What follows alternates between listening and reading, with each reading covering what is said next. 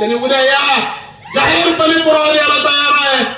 इथले सगळे पुढचे समोरचे जे शेड आहेत ना, शेड इथल्या सगळ्या गाळेधारकांनी लोकवर्गणीतून ती शेड उभा केली आणि ह्याने ग्रामपंचायतनं त्याचं बिल काढण्याचं काम केलं. अरे कुठं पाप फेड चालला का? आमच्या देशमुखाची शाळा आहे, मला 65,000 रुपये तिथं सगळ्यांनी आम्ही लोकवर्गणीतनं गोळा केले, ह्याने ग्रामपंचायतनं काढले. अल्ला का कशाला काय तुम्ही आयुष्यात काय वर घेऊन जाणार आहे का? कशाला असं नालायकपणा करताय? अरे माझ्यावर एक आरोप दाखवा 15 वर्षात म्हणून ऐकायला तयार आहे, उद्या निवडणुकीतून माघार घ्यायला तयार आहे. अरे तुमची लगा मालकाच्या आशीर्वादानं तुम्ही 10,000 मताला निवडून आला, त्यावेळेस पण खोटं बोलून मला, त्यावेळेस पण खोटं बोलली नाही, म्हणले आता महिलाची जागा आहे, जाऊ दे आपली घरातली भांडणं मिटवू, आम्हाला सहकार्य करा. मी पण म्हणलं जाऊ दे बाबा, कशाला दुसऱ्या पिढीला उगत त्रास करायचंय, मी आता सरपंच आहे, आपण समाधानी राहू, तुझं काम कर.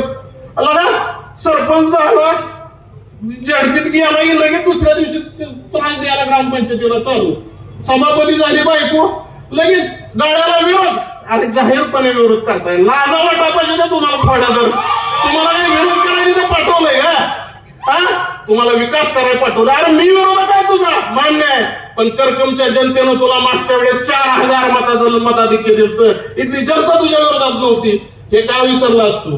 आणि तू हे सगळ्या गोष्टी विसरलाय म्हणून तुला येत्या 7 तारखेला तुझी इथली जनता, मायबाप जनता तुला जागा दाखवल्याशिवाय राहणार नाही, एवढंच मी या प्रसंगी खात्रीनं सांगतो. आणि दुसरी गोष्ट अशी, लगा मालकाने उमेदवारीचं जरा चाललं, कुणाला द्यायची काय द्यायची, मग सगळ्यांना आमचे प्रेमभाई असतील, ज्योतिराम तात्या असतील, अभिजित भाई असतील, आमचे सगळेच बाकी रमेश सावंत असतील, नवनाथ शेळके असतील, इकडे सगळेच आमचे सहकारी मित्र, त्यांनी सांगितलं बाबा ही चांगला माणूस आहे, ह्याला उमेदवारी द्या. मग आदरणीय प्रणव मालक इच्छुक होते, मालक पण म्हणले बरं बाबा ठीक आहे, हा चांगला पोरगा आहे, याला संधी दिली पाहिजे. मालकाने मग ठरवलं की बाबा ह्याला देऊन टाकू. शेवटच्या क्षणापर्यंत आम्हाला दोघाला राहुल काकाला मला बी कळू दिलं नाही, काय करणार आहेत मालक. मालकाने शेवटी सांगितलं तुझा पंचायत समितीला अर्ज भर. सकाळी अर्ज शेवटच्या दिवशी पिंटूचा मला फोन आलाय, तुझा पंचायत समितीला अर्ज भर. राहुल काकाचा मी पुढे सर आहे तिथं, काय चाललंय काय कळलं शेवटच्या क्षणापर्यंत, काय मालकाच्या मनात आहे काय कळलं.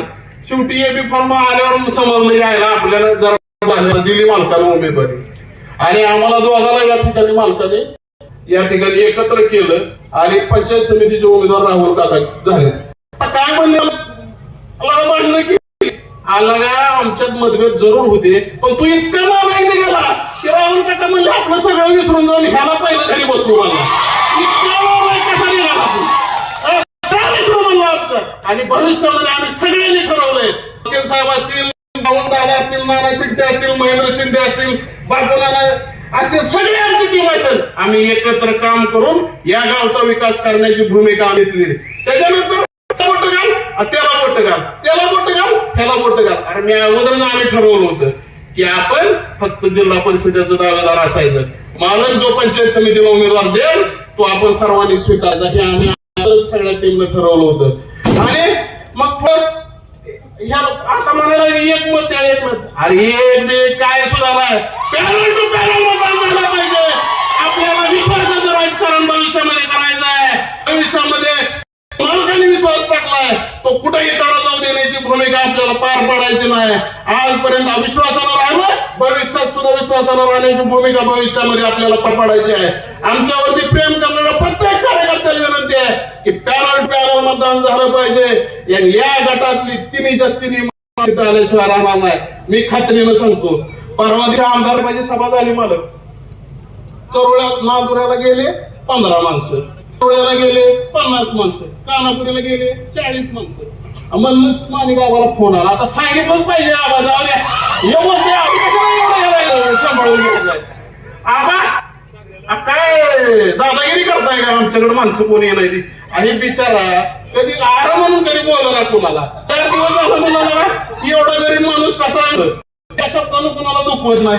आबा 2 दिवस झाला आम्ही संबंध नाही, कारण आम्हाला कोण म्हणलं काय संबंध आहे? बरं बाबा नांदुऱ्यात नाही येऊ द्या त्यांनी, करोड काय 30 आमचं कानापुरी तर प्रेमभाई पाटील मॅडम आहे तिथं जाहीरपणे तिथल्या कार्यकर्त्यांनी सांगितलं की आम्हाला आता आपला अवघड झालंय, विधानसभेसारखं काय वातावरण नाही.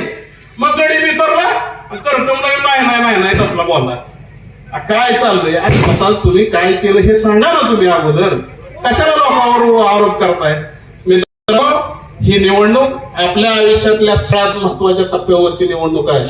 तुमच्या हक्काचा माणूस मी जाहीरपणानं सांगतो, कणकंबा माते स्मरून सांगतो की पुढची 5 मी आपल्या सर्वांसाठी उपलब्ध असेल आणि या बिळगावाला कायमच्या घरी पाठवण्याची भूमिका आता आपण सर्वांनी घ्यावी. मी आपल्या सर्वांना या ठिकाणी जाहीरपणे सांगतो की 5 वर्ष तुमच्यासाठी कायम संपर्कात असणार आहे. 10 कोटी घालवली तर 50 कोटी घालवली. त्याला फोन कुत्रा कुणाला जातोय म्हणतोय तुला 2000 आता 2 राजी म्हणली की तुला आपण कोटीनं पैसे आमच्या खात्यावर झाले. 100 कोटी रुपये करकमच्या मायबाप जनतेला या ठिकाणी आपण उपलब्ध करून दिलेले आहेत. 17 कोटी रुपये अतिवृष्टीच्या माध्यमातून, घरकुलाच्या माध्यमातून 70 कोटी रुपये, शौचालयाच्या माध्यमातून जवळपास 5 ते 7 कोटी रुपये, फळबाग लागवडीच्या माध्यमातून 15 ते 20 कोटी रुपये आपण या ठिकाणी, विहिरीच्या माध्यमातून 25 कोटी रुपये दिले. तुझं कुठलं 5-4 कोटी घेऊन बसलाय लागा आणि तुझी पैशाची मस्ती आहे ना, तुझ्या पैसे ठेवत तू आमच्या पैसे दाखवू नको. इथली जनतेनं तुला 3 वेळा घरी पाठवलंय, आता चौथ्या वेळेस घरी पाठवल्याशिवाय राहणार नाही एवढंच सांगतो. आणि मी कुणीच नका, मी लय साधा माणूस आहे. मी आयुष्यात कधीच माझ्या लागत नाही, आयुष्यात कोणाच्या वाटायला जात नाही. आपलं काम भले आपण भले. आपल्याला एखादं न्याय द्यायचा ग्रामपंचायत कोणाचा फोन आला तर मी त्या माणसाला सह्याकडे काम करायचो. एखाद्या आमच्या विद्यार्थी सोलापूरला 10 आलो तर त्याला सांगायचो 10 वाजता स्टँडवर येऊन थांब, मी यायला लागलोय. ही भूमिका 5 वर्षामध्ये घेतली. अरे काम एवढी मोठी जनता शिवबाई तू आमच्यावर आहे. तू काय दिवला तू काय हा उद्योग पडता 6 तारखेला कमळ या चिन्हाच्या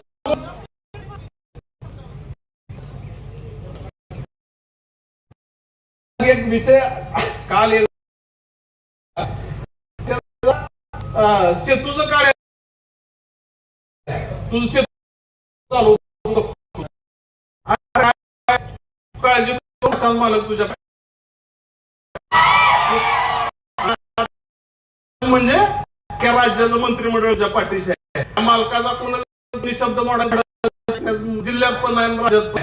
सुधाकर परिचारक अतिशय मोठं काम या ठिकाणी करून ठेवलंय आणि तोच विचाराचा वारसा मालक या ठिकाणी जपतात. आपल्याला आता काम नाही सगळं त्याचं बघू घेऊ आपण. पुढे 9 तारखेला साजरा करू आणि 10 तारखेपासून पुढे काय 7 तारखेला 2 कमळ या चिन्हाच्या आशीर्वाद द्यावेत. त्यांचंही 2 त्यांनाही आशीर्वाद द्यावेत. आणि उमरे गणाचे उमेदवार माणिक आहेत त्यांना आमच्या तिघाचाही नंबर 2 आहे. तिघा बटन दाबून 1 नंबर मतानं जिल्हा मध्ये 5 वर्ष जिल्ह्यात सदस्य